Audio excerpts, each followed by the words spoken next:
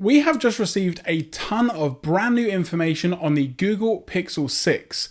Now, this hasn't come from some notorious leaker, and it's not something that was left behind in a bar. This has come direct from Google themselves.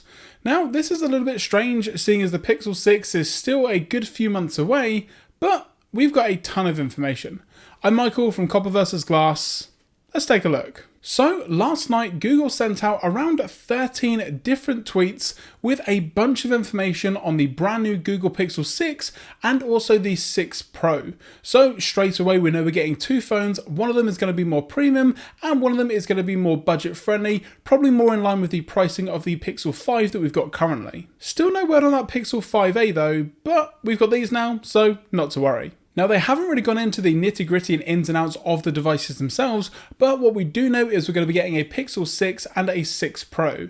Now, you're going to get three colours with each, and they are going to be slightly different with regards to size, dimensions, but the easiest way to tell them apart will be based on the different colours, because you will have specific colours for the 6 and the 6 Pro, and also the 6 Pro has a slightly larger kind of top part above the camera compared to the 6, which has a smaller section there as well. And as you can see from these renders, they actually look pretty good.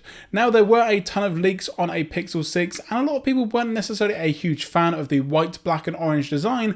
However, this matte black one here looks pretty good to my eye. And like many reviewers have started to mention, it also reminds them a lot of the Nexus 6P with the black bar along the top there for the camera module. One other difference will also be that the 6 Pro is going to have a curved screen, whereas the standard 6 is going to have a flat screen.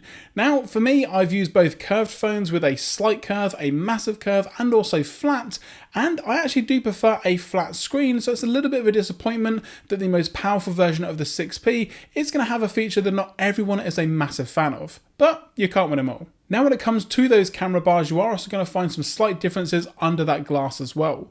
On the 6 Pro, you're going to find a standard wide, ultra wide, and also a 4x telephoto lens, whereas on the standard 6, you're just going to be getting the wide and ultra wide. No love there for the telephoto. I guess only pros use that feature.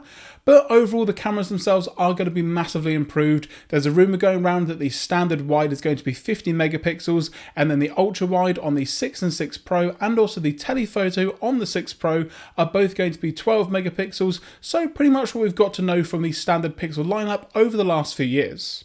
Now, all of the improvements with regards to the camera, speed and performance is down to that much rumoured Google chip. Now, it's actually official, Google have talked about it, and it's called the Google Tensor. Now, there's not really a lot in regards to the actual benchmarks, how it's going to perform and things like that, but the fact that Google are starting to build their own chips for their own devices is going to be pretty good to see. Now, word on the street is that they are actually going to be getting help from Samsung in regards to actually how they're developing and making the chip.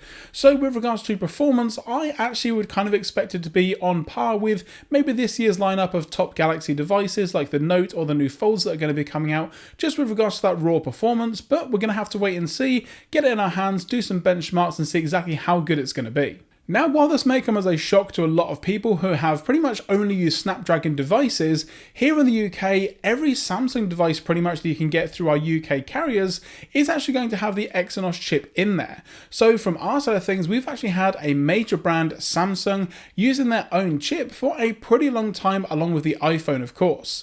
Now, to see what Google are going to be doing with their chip and all of their processing and just in general all of the knowledge that Google have got, I'm pretty sure that the new Pixel 6 and more importantly the 6 Pro are going to be pretty beastly phones.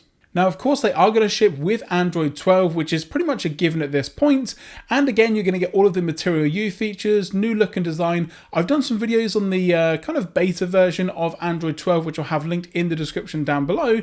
But it's safe to say it's a nice refresh that I think is going to look really good on those new screens with the new hardware from the Pixel 6. And to be perfectly honest, guys, that's kind of it at the moment. Now, like I say, I'm going to link all of the tweets that Google put out in the description down below. So if you guys want to read along and have a look, then you can do.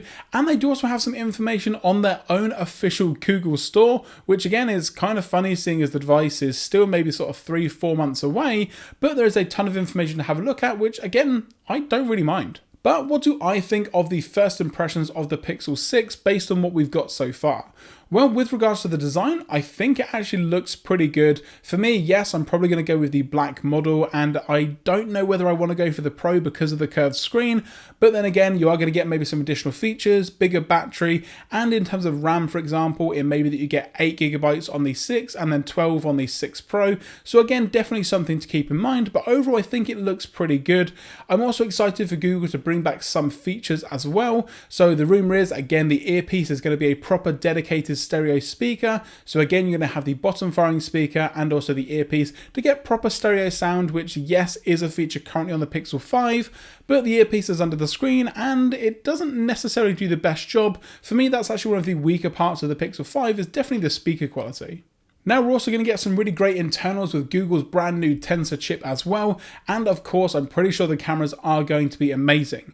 Now I am going to try and get my hands on the Pixel 6 or even the 6 Pro for release date, so if there's anything you guys want to know, let me know in the comment section down below or on Twitter at Copper vs Glass, and I'll basically put together all of your questions and try and answer them as best I can when I've got the device in hand.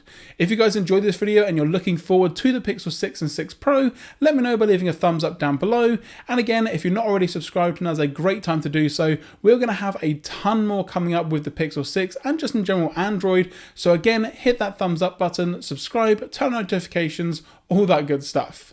I'm Michael from Copper vs Glass. Thanks very much for watching, and I will catch you guys in the next video.